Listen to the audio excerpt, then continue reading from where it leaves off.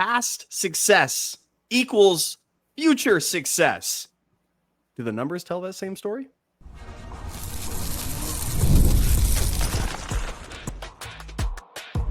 You are Locked On Bulldogs, your daily podcast on the Georgia Bulldogs. Part of the Locked On Podcast Network, your team every day. What is up, everybody? Welcome back to the Locked On Bulldogs podcast. Part of the Locked On Podcast Network, your team every single day. Today's episode brought to you by our friends over at FanDuel. Check them out. FanDuel.com, where you can make every moment more and more on FanDuel in a moment. He, of course, is Clint. I am Daniel. Together with the Locked On Bulldogs podcast, we are your source for Georgia Bulldogs news and fan speak each and every day. If you think we're homers, thank you. If you think we're biased, thank you. If you think that we're idiots, you're an Alabama fan, and we thank you for being here. It's great to have you. Sorry that you won't be able to join us for the Overreaction show on Saturday night, but we wish you would make it. Georgia plays in a big game against Alabama on Saturday. We have been covering it from absolutely every angle. Clint, it's only Wednesday. Why will it not be Saturday yet? I need it to be Saturday now. And when we get to Saturday, I know all of you listening. I know Daniel. I know myself. When it comes finally to kick the game off, yep, we going to be right. If I could just use a word, we going to be right. I've changed my prediction 22 times since the beginning of the week, Clint. Who knows where I am right now? But we're back. And so, listen, Alabama fans, if you're in the comments and you're like, Georgia's going to get blown out, there's a chance that some of the times I am like, yep, I totally agree with you. I'm never going to tell you that in the comments. I'm always going to talk to you about how you lost to Thomas Castellanos. Well, Mike Norvell, the guy that turned you down for the head coaching job. He didn't. The comments would like to have you know it was never offered to Dan Lanning nor Mike Norvell. They simply, on their own, unprovoked, gave a message to their team they're not going anywhere. Imagine an athletic director being so stupid that he didn't offer Dan Lanning the job when it was available. Imagine your athletic director being such an idiot that he was like, let me get the coach of South Dakota. That's who I want. Dan Lanning's a dang good coach, top 10 in the nation. He's from the Nick Saban tree, I've been told by idiots from Alabama. Why would you not want him? So your athletic director is fraudulent. Okay. Anyway, Daniel, we digress. It's only Wednesday, Clint. How could it only be Wednesday? Today, we're going to go by the numbers. We're going to pull some numbers. You mentioned past success as an indicator of future success. Alabama fans would love for you to know that the past record of Kirby Smart versus Alabama is 1-9, Clint. 1-9. I can't remember the one win. Were you there? I was there staring at I was Bama there. I was yeah, there. No. I was there. I was there. We were all okay. The regular season.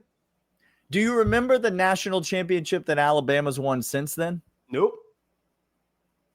Oh. No, Daniel. Do you remember the SEC championship that Alabama's won since then? Nah. How about playoff game wins, Daniel?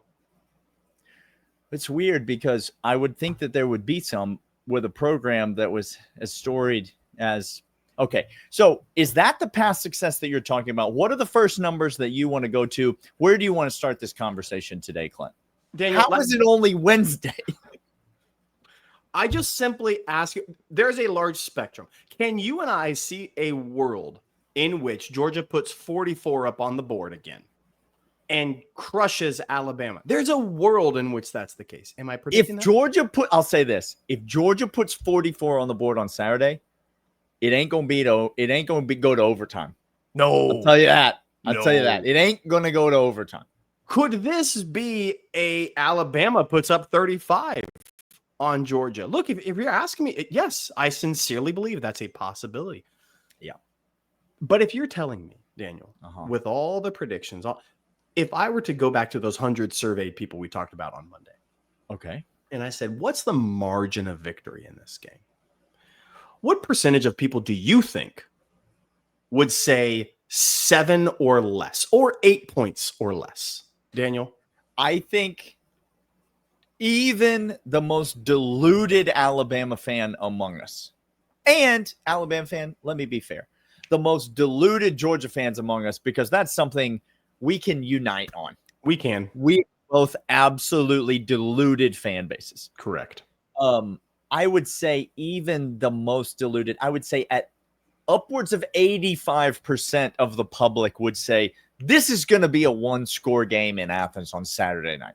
Now, again, that's not a guarantee, but 9 out of 10 people, I would agree. I was going to say 9 out of 10 people would say, even the experts here, we're going to be within one score. How about that? Let me just say. I think so. In those times, Daniel, I'm going to give you the number. The number is 70. 70 as in percent. 70% of the time in one-score games in the SEC, Kirby freaking Smart wins one-score games. The greatest when the coach game in is the close. College football. Okay. Greatest coach in college football. Of those times, 70% of the time in one-score games, which many people, myself included, I don't know, we haven't gotten official predictions, but let me just say, I think it's going to be a one-score game. 70% of the time in the SEC, Kirby Smart wins those games. Conversely, our friend Kalen DeBoer, in his illustrious SEC time. Yeah. 2-3 in one-score games in the SEC. Ooh. Losing 2-3. 2-3. 2 wins, 3 losses, 5 attempts in one-score games. Well, see, and that doesn't even count when Oklahoma blew them out. Thank you. I'm not in talking an SEC about game. We're not even talking about the times when they've gone and gotten blown out by a team. Interesting. Daniel, what I'm trying to say is, okay, of the people that know, we're thinking this is going to be a hotly contested game. It's going to be close. I think I would err more on the side of times that Georgia blows out Alabama as opposed to Alabama blowing out Georgia in Athens would even be higher. I would probably say that percentage, although it might be like 3%, 6%. Okay. Yeah. Of Bama blowing us out 3%, Georgia blowing Alabama out 6%. It's double. Even those times, great. But I'm saying most of the time it's going to be one score. And in that instance, at home, Kalen DeBoer losing on the road, Kirby Smart being 70% winning in a one-score game, and I don't know if you understand this, Dan, 33-game home win streak. 33 in a row. It's another number. You're just throwing out numbers now. I'm just trying to I'm trying to educate. Daniel, I'm an educator. I'm a teacher. Sure. The more you know. The more you know. Daniel, it's important to know these things. It is. No, it absolutely is. If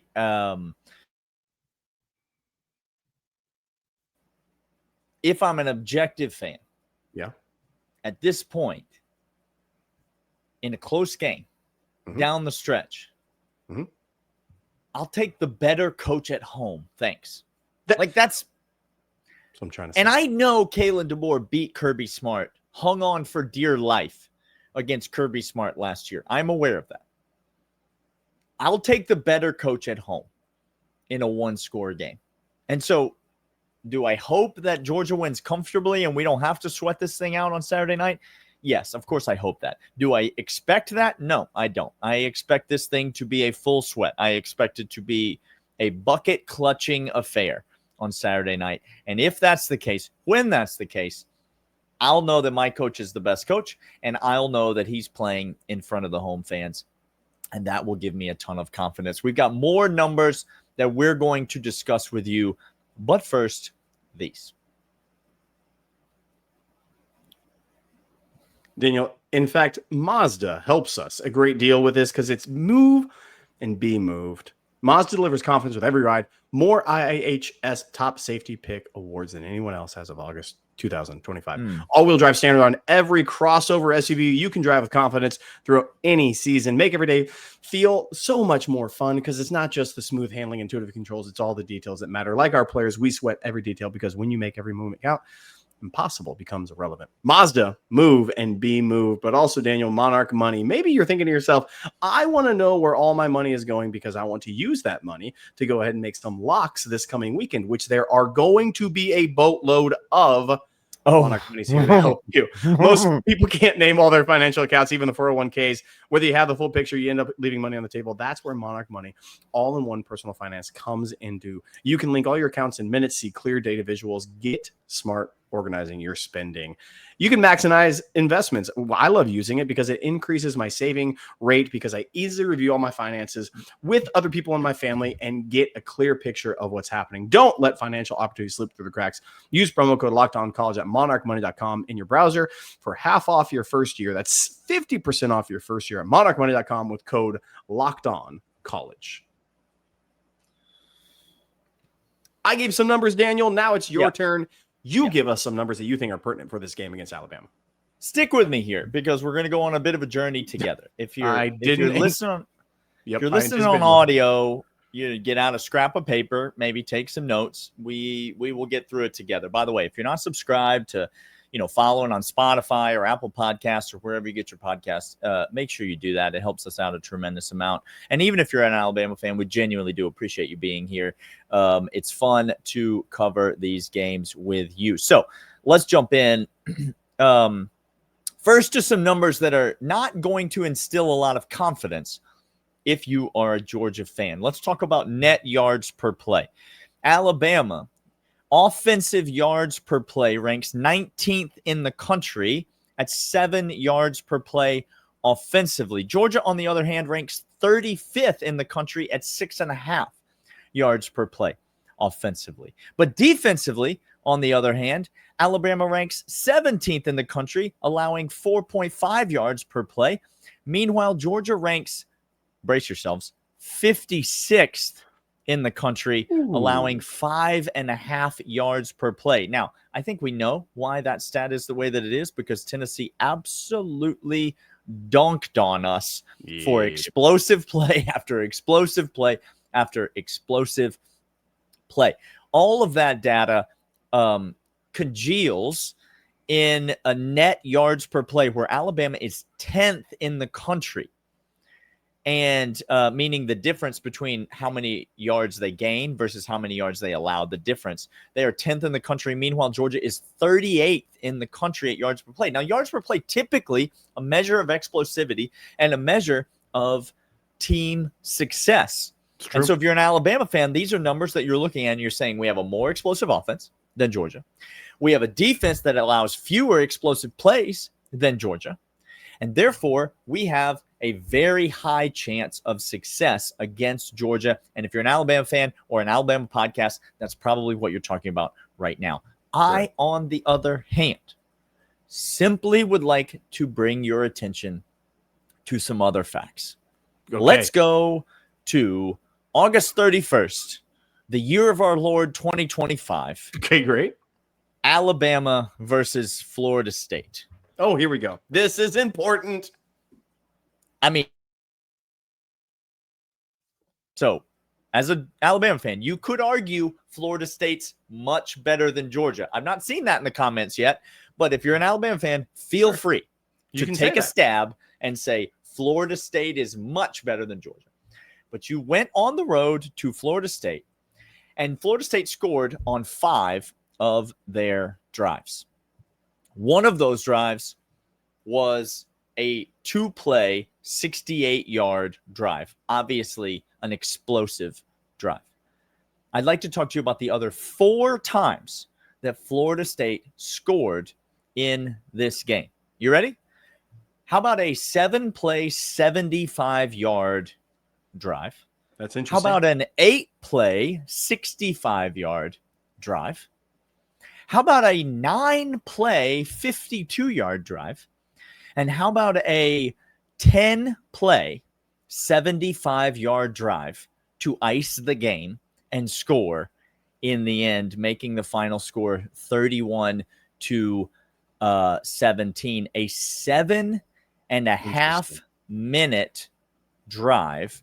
We call that a Mike Norvell death march. Clint, is what we call it. Well, he doesn't have those. Just to let you. Yeah, well, he does sometimes. He does sometimes. So 10 plays, 75 yards to ice the game. Here's what I'm trying to say is that this Alabama defense, yes, they've done a great job at limiting explosive plays. They have. Do you know what they've done a really bad job of? Tell me. Getting off the field. Ooh, Alabama has allowed teams to move the ball consistently, gaining yards over and over again, drive after drive, during this season, particularly in this Florida State game.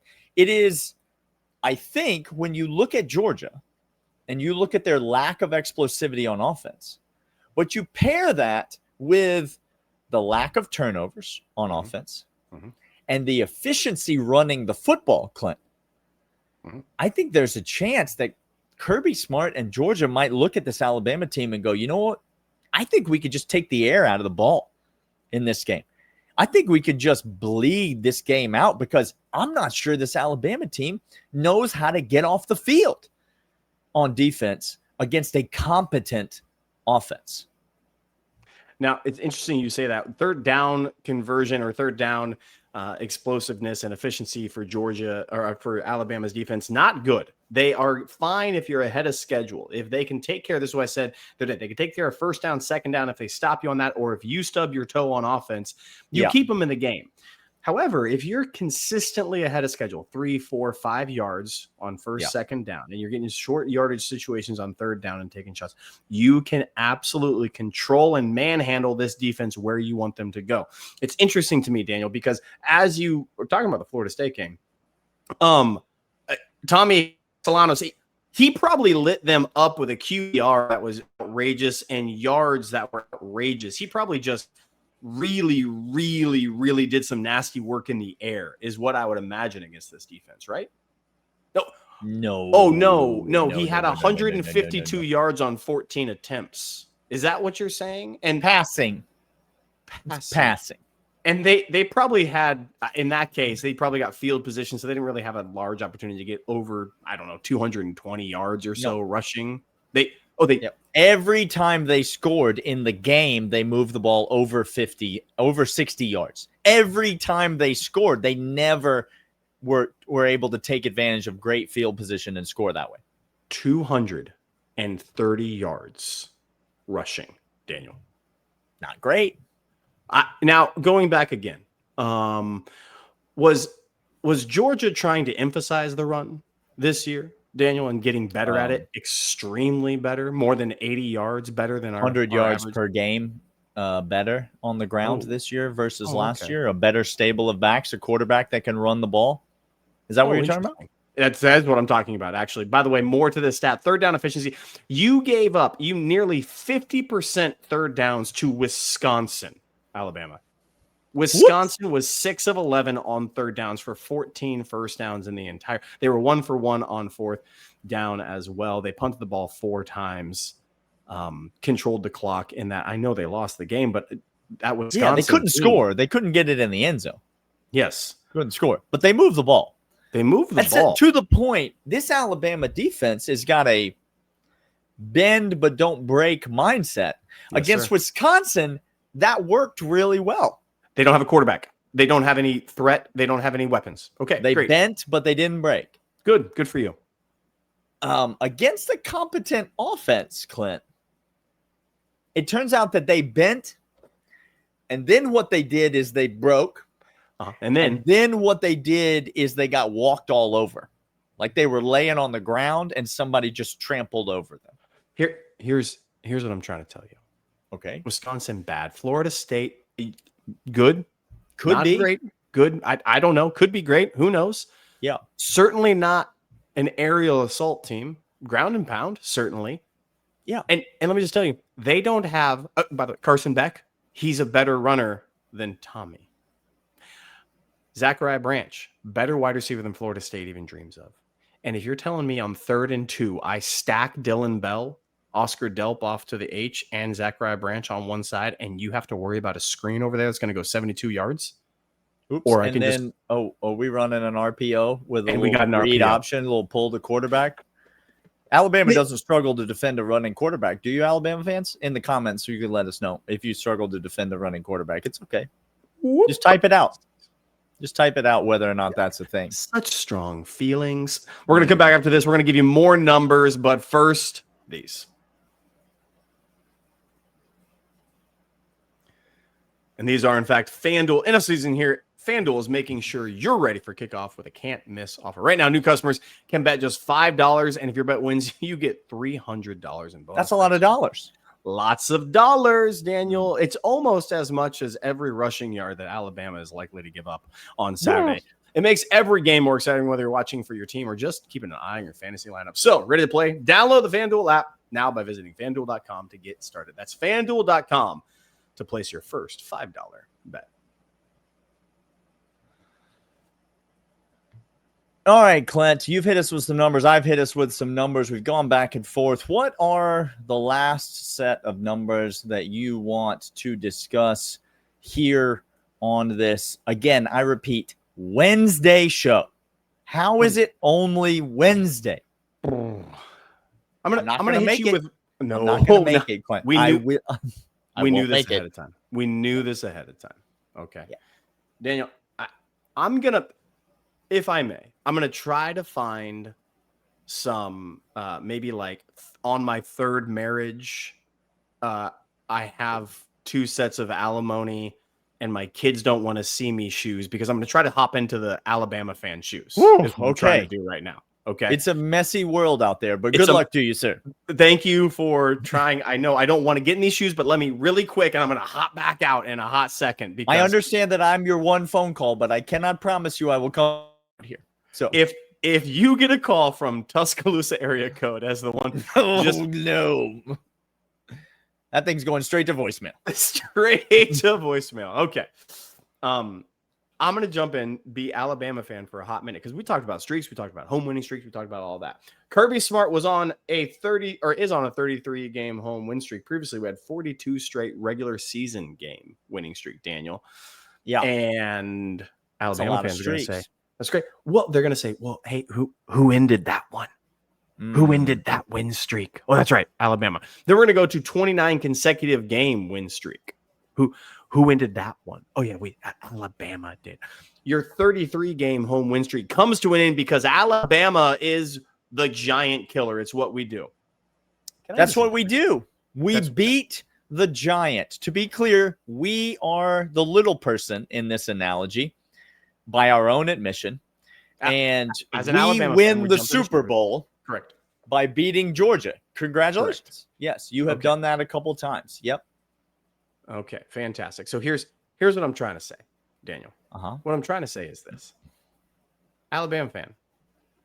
Now, I'm out of the shoes now. I didn't like it. It was soggy, muddy. Yeah. And I swear to something unholy, I now have a Crossroads demon after me. Yeah, it's not great. Okay, Alabama fan. You didn't end those streaks. I'm going to tell you who ended those streaks definitively. Okay. Tell us. His name is Nick Saban. Ended what do you do for a living? He helps recruit you guys now. And he's no longer the play caller. He's the new Lee Corso. And I'm being generous. Because Lee Corso is a legend in that booth. Okay. Okay. The other streak that ended, and this isn't me, the game was won. Carson Beck lost us the other game. Now, the defense was not on par for 3/4 of the game. We got that taken care of. First quarter was the worst quarter of my I could name life. you many people that lost us that game, but that's fine. None of them are Alabama. None of them are Alabama. This is what I'm trying to say. What I'm trying to tell you is you want to flaunt and you want to talk about that we end records, we end streaks, we're coming in, we're going to end your 33. Okay, what I'm trying to tell you is this Alabama team is nothing like those other teams you're trying to describe who ended those streaks. Nothing like them. You don't have Nick Saban walking through those doors except to help recruit every so often. He's not calling the plays. Kalen DeBoer is the one with the call sheet, and he's on the sideline. And this just in. Kirby wants a team, not just a mentality of one person, and he got rid of all those guys. And Carson Beck's not hucking up interceptions anymore. And this just in. We have better linebackers and better defensive line than we've had last year. You can talk about streaks all you want, Alabama fan. And Georgia fan, don't buy into the voodoo of, oh no, Alabama's going to. It's apples and oranges comparatively. Just it doesn't fit the narrative. It just happens to coincide with a history lesson that you like. Yeah. It's not even it's not even remotely close in terms of a narrative like that you would look at.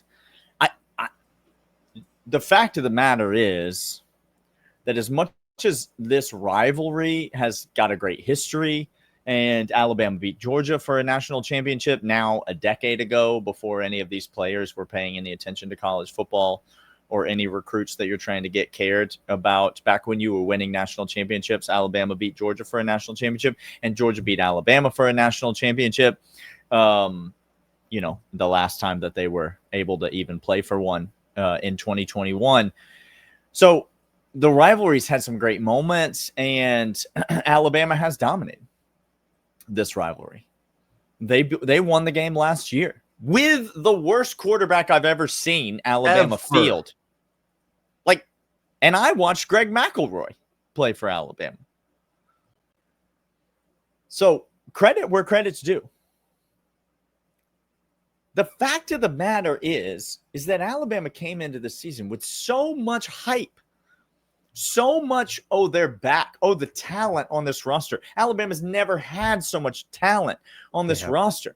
Alabama's never been in a place that this is the team that's going to just dominate and shock the world and beat Texas and beat Georgia and all these things. They came out and lost to Florida State badly in week 1.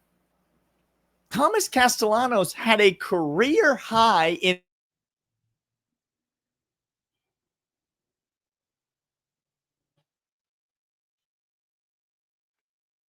and SMU. He's played against some really bad football teams in his career, and he had his career high in rushing yards against you. These are two different programs on two very different series, if I could be totally honest. Is Alabama dynasty done? Are they never going to be good at football again? No, I don't believe that. I don't think that that's true. What I believe is true is that this Alabama football program has stepped down a rung. This Alabama football program has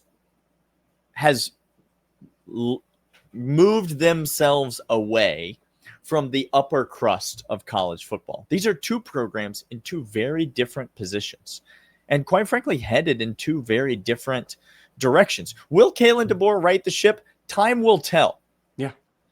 But Alabama fans, you're the ones calling for the man's job. Don't try to tell me that you're the same as me. It's not.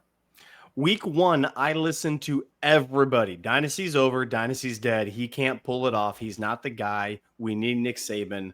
Yada, yada, yada. That's all we heard. And that's not us making it up. That's us listening to you guys. Yeah. So you can lean on the past all you want. Guess what? 1980, Georgia won a national championship. Did you know that? Yay. Did you know that? In 1980, Georgia won a national championship. And you guys love to talk about that. Guess what? The last non-Mickey Mouse championship that Alabama won was a long time ago. Long time ago. Yeah. It took a none of these players were even thinking about college football. Can't do it at that time. The moment's moving away from you, Alabama fans. So yeah, you talk about 9-1. Kirby Smart's 9-1 versus Alabama. That's great. It's fantastic. These programs aren't the same. No. So that's it. Stop it. Tell me that you want to say, oh, we might get into this later. Ty Simpson, he's an incredible quarterback. There are 9 other quarterbacks, including Taylon Green, who are better quarterbacks statistically than he is. And I'm not scared of Arkansas. Arkansas gives up fewer rushing yards per game than you do. Whoops. Woo Pig, I think is how you pronounce it. Yeah, thank you. He is Daniel. I am Clint. We'll be back all week long. Bonus episodes coming your way. Digest it all. Get over to audio. Subscribe. We appreciate you guys. We'll see you guys over there. See ya.